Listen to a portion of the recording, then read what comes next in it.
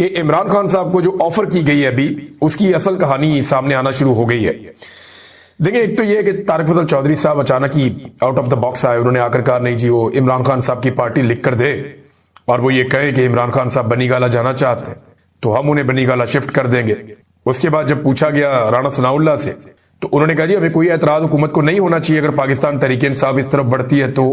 अब जो एस्टेब्लिशमेंट है उसके पास इस हवाले से कोई खबर नहीं है, कोई चीज नहीं है। तो मामला क्या है?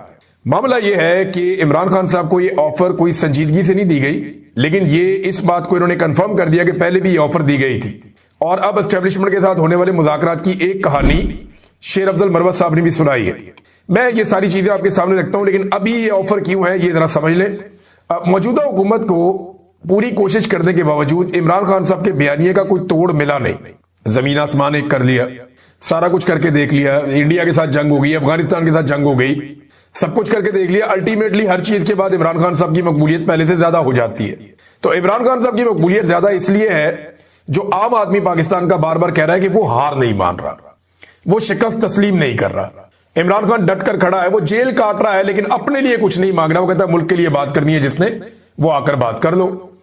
अब यहां से इमरान खान साहब लीड ले जाता है नवाज शरीफ से और शहबाज शरीफ से और बाकी लोगों से, जरदारी से, बहुत सारे और सियासतदान। में किस किस का नाम लूं, शर्मिंदा नहीं करना चाहिए ये, क्योंकि बड़े बड़े नाम है इसलिए मैं ले लेता हूं हर दफा।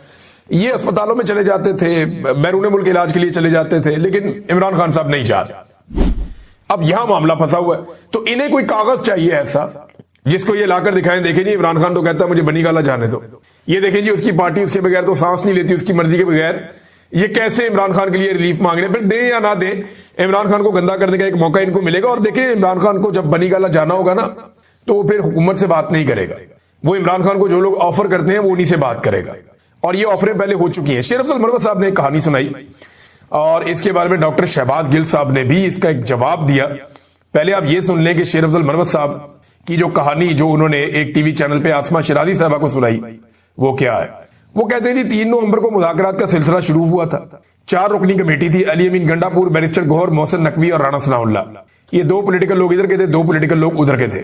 बाद में एक मौके पर मैं भी शामिल हो गया। अच्छा, खुद को भी बीच में रख लिया शेर अफजल मरवत साहब ने।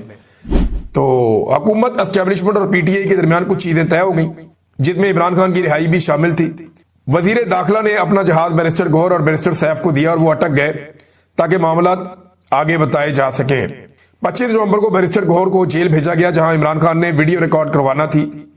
वीडियो में इमरान खान ने यह कहना था कि वर्कर मेरी रिहाई होने तक संजानी पर ठहर जाएं, सब सेटल था। यहां तक कि इमरान खान से डिस्कशन हुई कि वीडियो जेल की सुलाखों के बाहर से बनाई जाए या फिर उनके अंदर से, जेल के अंदर से बनाई जाए। ये कह रहे हैं शेर अफजल मरवत।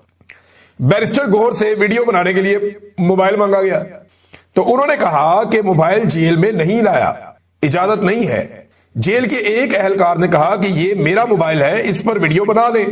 इमरान खान ने कहा कि मुझे इन पर शक है, कहीं ये मेरी वीडियो टेम्पर ना कर दें। फैसला हुआ कि बैरिस्टर गौहर सुबह मोबाइल लाएंगे और पैगाम रिकॉर्ड होगा। और फिर इसी रात को रेंजर्स वाला वाकया हो गया। रियासत के इस वक्त तक कोई अजाइम नहीं थे जब तक कि रेंजर्स वाला वाकया नहीं हुआ। रियासत किसी किस्म का तसादुम नहीं चाहती थी, इसलिए हर किस्म की कंप्रोमाइज पर आ चुकी थी। मगर वाकये के बाद सब खत्म हो गया। ये डील थी, इसके तहत सुबह इमरान खान की रिहाई होनी थी। अच्छा जी, ये कह रहे हैं शेर अफजल मरवत साहब। इसमें लॉजिकली 1-2 चीजें मिसिंग है। एक तो रेंजर्स वाला वाकया सारी दुनिया जानती है और पाकिस्तान की एस्टेब्लिशमेंट उसी वक्त से ये जानती थी कि वो वाकया पाकिस्तान तहरीक इंसाफ ने नहीं किया। वो रेंजर्स के जवान एक जगह से निकले और वो जिस तरह वो हादसा हुआ वो बंदा भी पकड़ा गया और उसका पाकिस्तान तहरीक इंसाफ से कोई ताल्लुक भी नहीं था। एक तो ये लॉजिकल नहीं लगता मरवत साहब की बात, और दूसरा मरवत साहब उसके अंदर शामिल हो गए मुज़ाकरात में, वो कैसे? अब गिल साहब का जवाब दे। गिल साहब क्योंकि इन सारी चीजों का हिस्सा थे, शहबाज गिल साहब, और वो पाकिस्तान तहरीक इंसाफ के एक इंपॉर्टेंट आदमी है। इमरान खान साहब के साथ रहे वो इतने साल तक, और इमरान खान साहब ने उनपे इतना एतबार किया कि बहुत सारे लोगों पे नहीं किया जब वो इक्तदार में थे। तो शहबाज गिल साहब जो है वो जितना जानते हैं चीजों को कम लोग जानते हैं, और इनसाइड भी वो बहुत ज्यादा जानते हैं। और आजकल उनकी जरूरत भी है क्योंकि वो एक वीलॉग करते हैं और उस वीलॉग के जरिए से वो अपनी आवाज उठाते हैं या अपनी पार्टी की आवाज उठाते हैं, तो उनको ज्यादा इंफॉर्मेशन भी चाहिए होती है। अब वो ये कह रहे हैं कि झूठ बोल रहा है टाउट, ये सब चौधरी और कंपनी का धोखा था और ये इसमें एक टाउट का काम सरंजाम दे रहा था। खान ने आगे से लित्तर उतार लिया था, जिसके बाद ये जेल के दरवाजे से वापस भाग गया था, अंदर जाने की जरूरत नहीं हुई थी। जिस एक नशिस्त की बात कर रहा है ये तो अंदर नहीं गया था। अच्छा, उस एक जो बातचीत हुई थी उसमें तो ये गया ही नहीं था। ये अब बता रहे हैं कि ये शेर अफजल मरवत का कोई ताल्लुक नहीं, और वो कहते हैं झूठ बोल रहा है, इमरान खान ने ऐसा कोई मुआहदा तस्लीम नहीं किया था। अब नाज़रीन मैं आपको एक और चीज दिखाता हूं, इमरान खान साहब जेल में कौन सी, क्योंकि इमरान खान साहब की बात हो रही है तो ये देखें जेल में वो किताबें कौन सी पढ़ रहे हैं। ये जो किताबें इमरान खान साहब जेल में पढ़ रहे हैं इनके नाम आप देख लें, ये सारी तस्वीरें आपके सामने हैं।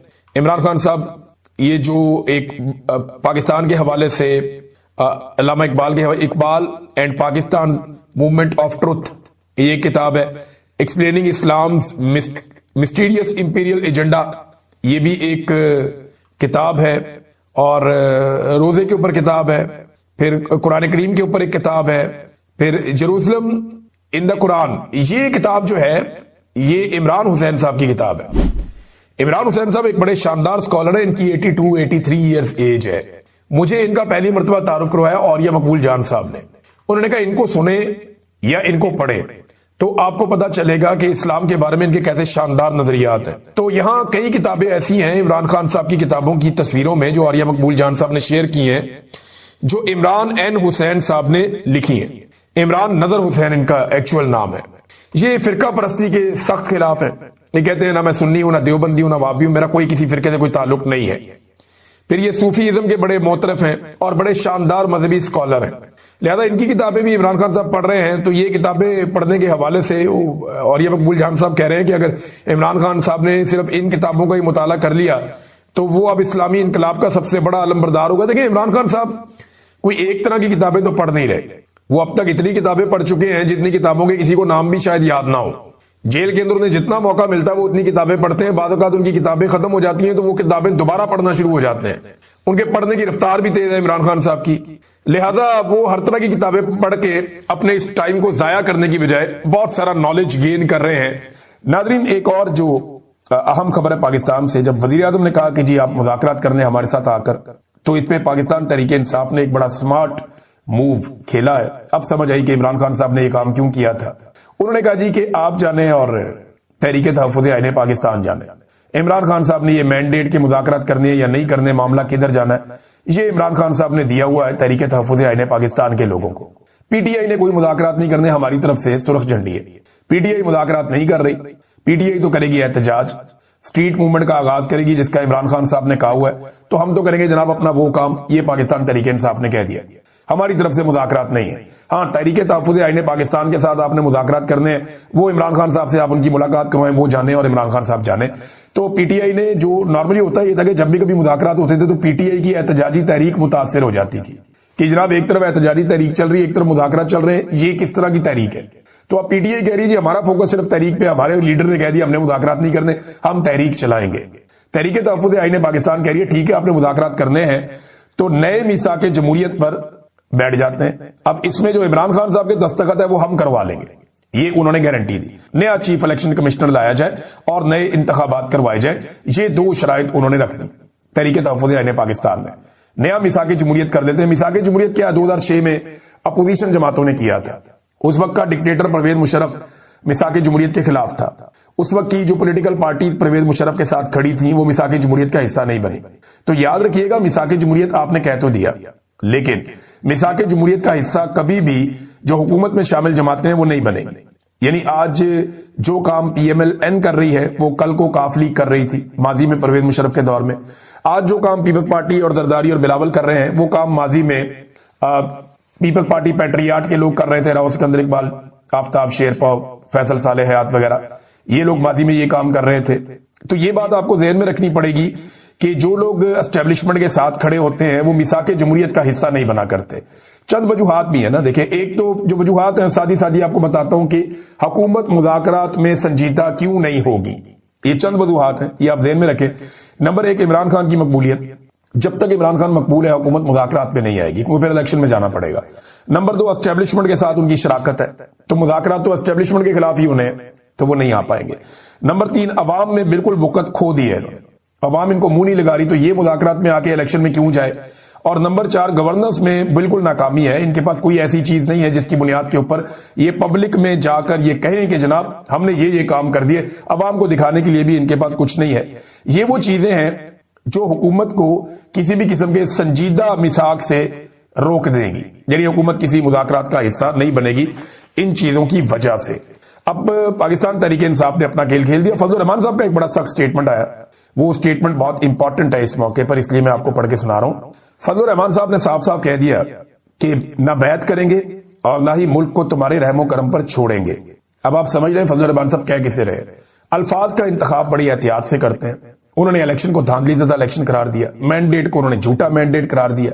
उन्होंने कहा जी कि ये हुक्मरान यूरोप के हैवानियत वाले तस्वुर को हम पे मुसल्लत करना चाहते हैं, अवाम की राय को तब्दील करने वालों के हाथ पर हम बैत नहीं करेंगे, ये फजलुर रहमान साहब ने कहा। फजलुर रहमान साहब एक एक स्टेप करके आगे जा रहे हैं और ये मुसीबत तो वाकई पाकिस्तान की एजेंसियों को और एस्टेब्लिशमेंट को इस वक्त है कि अगर मौलवी भी पूरी तरह से मैदान में आ जाते हैं और इन्हें नहीं रोका जा सकता तो पीटीआई को रोकना पहले ही मुश्किल था। इनके साथ अगर मजहबी तबका भी खड़ा हो जाता है तो एक नई मुसीबत पाकिस्तान की एस्टेब्लिशमेंट के लिए बन जाएगी, क्योंकि मईशत इनसे संभल नहीं रही, काम इनसे हो नहीं रहा और महंगाई को ये कंट्रोल कर नहीं पा रहे, तो अवाम किसी भी नुक्ते से इनसे खुश नहीं है, तो ये तहरीक बहुत ज्यादा जान पकड़ जाएगी। नादरीन, आसिम मुनीर साहब ने एक स्टेटमेंट दिया और वो स्टेटमेंट ये है कि कौम और फौज में तफरीक पैदा नहीं करने दी जाएगी। मैं एक सिंपल बात करना चाहता हूं कि देखिए, ये कौम और फौज में तफरीक पैदा कैसे होती है? क्या कोई आदमी पाकिस्तान की फौज और पाकिस्तान की कौम में तफरीक पैदा कर सकता है? कोई भी नहीं कर सकता। बड़े लोगों ने ये कोशिश की, सारे लोग ये नाकाम हो गए। ये तफरीक जब भी पैदा होती है पाकिस्तान की मिलिट्री एस्टेब्लिशमेंट की वजह से पैदा होती है। ये चंद चीजें मैं आपके सामने रखता हूं। नंबर 1, सियासत में मुदाखलत से कौम नाराज होती है। नंबर 2, हलफ की जब आप खिलाफ वर्जी करते हैं तो कौम नाराज होती है। नंबर 3, जबरी गुमशुदगियों की वजह से कौम नाराज होती है। नंबर 4, बगैर मनसूबाबंदी के और अवामी हमायत के बार बार के मिलिट्री ऑपरेशन से कौम नाराज होती है। नंबर 5, मैंडेट की चोरी से कौम नाराज होती है। नंबर 6, सबसे मकबूल अवामी रहनुमा को जेल में रखने से कौम नाराज होती है। नंबर 7 ये भी है कि जब दिफा का काम छोड़ के बाकी काम किए जाते हैं, बाकी कारोबार किए जाते हैं, तो कौम को वो चीजें पसंद नहीं आती, लोग नाराज होते हैं, थोड़ा थोड़ा उनमें रिएक्शन पैदा होता है। ये वो चीजें हैं अगर जिन्हें बंद कर दिया जाए तो कौम और फौज के बीच में कोई नाराजगी किसी किस्म की नहीं होगी। इसका तजर्बा करके देखा जा सकता है। नादरीन, एक और खबर है और ये खबर जनाब बीबीसी के ऊपर भी छपी है, मुख्तलिफ जगहों पर आई है। खबर यह है कि अक़वाम मुत्तहिदा की खसूसी नुमाइंदा है जिनका नाम है डॉक्टर एलिस जिल। इन्होंने कहा कि पाकिस्तान के साबिक वज़ीर-ए-आज़म इमरान खान की अहलिया बुशरा बीबी को जिन हालात में जेल में रखा गया वो इनकी जिस्मानी और ज़हनी हालत के लिए संगीन खतरा बन सकते हैं।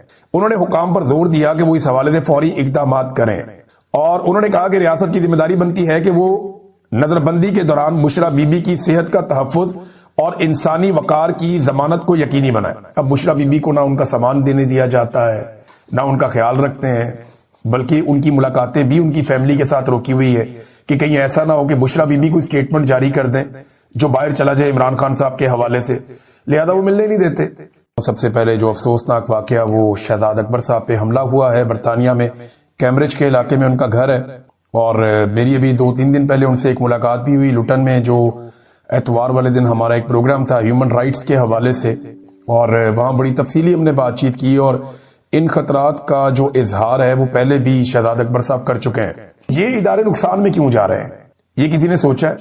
इमरान खान ने तो 3 साल में इन सारे इदारों को तबाह नहीं किया, 2 साल बीच में से कोरोना था, तो इन इदारों को इमरान खान ने तबाह नहीं किया, इन इदारों को तबाह किया उन हुक्मरानों ने और डिक्टेटर्स ने जो गुज़िश्ता कई दहाइयों से पाकिस्तान के ऊपर मुसल्लत है। क्या किसी ने माफी मांगी कि हमने ये इदारे तबाह कर दिए? जो इदारे फौज के अंडर चलते हैं वो तो सारे मुनाफे में जा रहे हैं, या जो इदारे शरीफ खानदान के या जरदारी खानदान के अंडर चलते हैं वो तो सारे मुनाफे में जा रहे हैं। जितने लोग पार्लियामेंट के अंदर या सेनेट के अंदर बैठे हुए हैं उन सबके अपने अपने कारोबार मुनाफे में जा रहे हैं, तो पाकिस्तान खसारे में क्यों जा रहा है? जब ये लोग मुनाफा कमाना जानते हैं तो पाकिस्तान के लिए मुनाफा क्यों नहीं कमाते, अपने लिए ये कमाते हैं। सवाल ये पैदा होता है कि इदारों को पहले तबाह करते हैं और फिर बेच देते हैं। पाकिस्तान के बाद 2-2.5 दर्जन टोटल इदारे हैं जो अच्छे बड़े इदारे हैं, उनको एक एक करके अगर ये बेच देंगे ना, और इनकी नीयत है बेचने की, तो पाकिस्तान के पल्ले कुछ नहीं रह जाएगा। ये सदर है PIA पीपल